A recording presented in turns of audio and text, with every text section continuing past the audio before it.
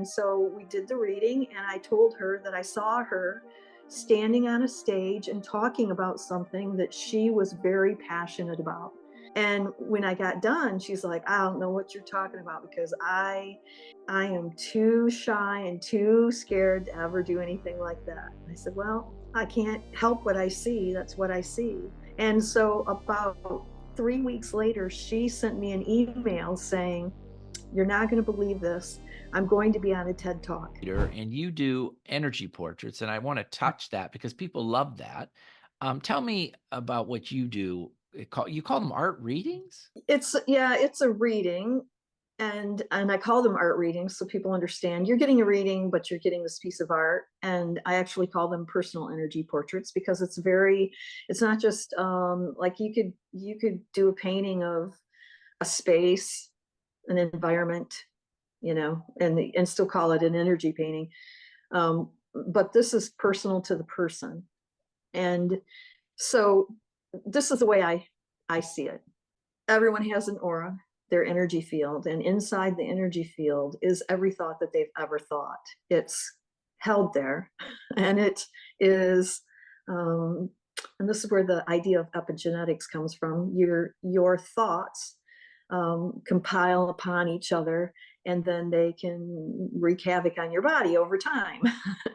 Well, I'm reading that information, the information that's held inside the aura of the person sitting with me. But I'm also connecting to divine intelligence. And I'm asking, because I mean, if you think about it, we have 70, 80,000 thoughts a day. That's a lot of thoughts sitting there in your energy field. The thing is that most of those thoughts are exactly the same thoughts that you had yesterday and the day before and the day before that. And that's why your life looks pretty much the same day to day, because you're not changing much from day to day. You're not changing what you're thinking.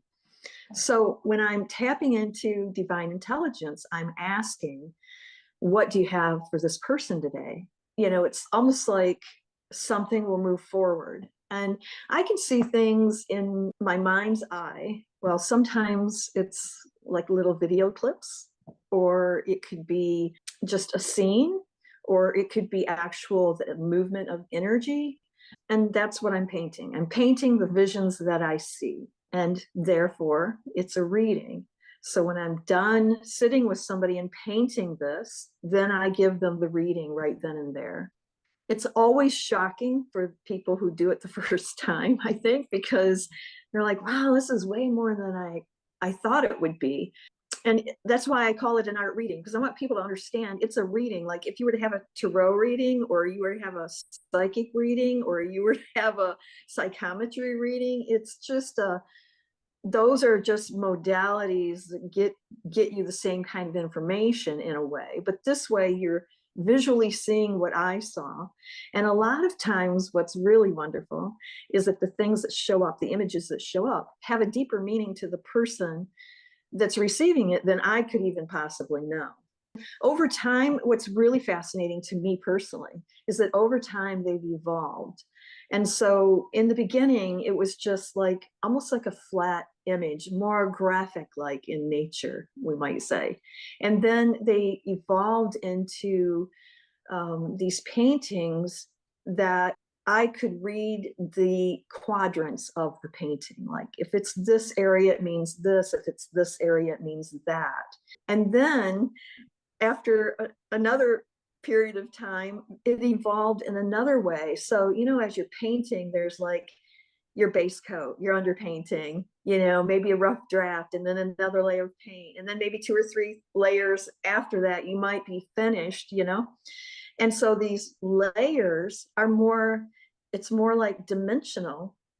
And I was just like overwhelmed when that finally sunk in. Like the painting isn't just developing like left to right if you were reading, it's developing from that first service to the next. And it's mind-blowing to me that it keeps evolving in that way and becoming more intense, more, it's deeper, it's the meaning becomes deeper. It is fascinating. It gives a whole new meaning. I always tell artists that you want your painting to have a story. And a lot of people rush to the end. You know, that was a big lesson for me coming from the advertising business. We were taught to rush to the end. You know, it Yes, was about getting it done in an hour and letting yourself play with it. So when you talk about this right. from a reading perspective, it's interesting because it's like the more you play with it, the layers of the story develop. Um, how did you notice this in you? When did you first start sensing that you Hmm. could feel something from someone and paint it? I was fortunate, though. I will say that. I was fortunate. I did meet a group of women who met every week, and they all practiced and had honed their skills and shared them with the other women. And so I was learning a lot about energy and healing and homeopathy and um, astrology and numerology and all the things. Um, but I was, basically a kid. I was only like 26 when I started that group, and they were all older than me. And I just thought it was, interesting, and I wanted to learn about it because I found it, you know, um, drawing me in, Yeah. and they all had their thing, but I really didn't have my thing. Like, I didn't know that I had any specific skill or whatever. But one of the things we did every week was we practiced psychometry with each other.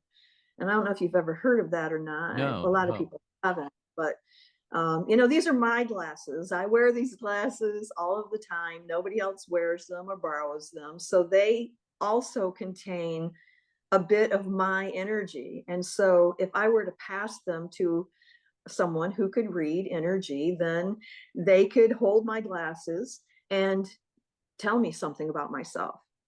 This is like what you'll see, psychics who work with the police department. This is what they Yeah. do, right? They're sensing and feeling, the holding the object or standing in the field where something happened, and they're picking up things. So I practiced that for about 20 years, Wow. but never thought I was really any good at it because I never practiced it on anybody else. And so late in my life, someone came along and said, "Hey, you're going to a show with me and you're going to do readings." And I'm like, okay. And it was no pressure because I just had a little table in her space. And if something happened, it happened in whatever. Well, it was kind of amazing. And so I did a few more. And then I was like, wow, this is really impactful for people. And I felt like I was being like so helpful, talking people through these things. And I started getting feedback. Like, there was a gal, I was in New York, and there was a gal who came by, and I just happened to mention, "Hey, I love your hat." And she walked by and said thank you and walked around the room and eventually came back to me. She goes, "I don't know what it is, but I know I need to sit down with you." And so we did the reading, and I told her that I saw her standing on a stage and talking about something that she was very passionate about. And when I got done, she's like, "I don't know what you're talking about because I am too shy and too scared to ever do anything like that." I said, "Well, I can't help what I see. That's what I see." And so about 3 weeks later, she sent me an email saying, "You're not going to believe this. I'm going to be on a TED Talk." Wow. Blew me away. I was like, "Well, I can't not do this. I have to do this."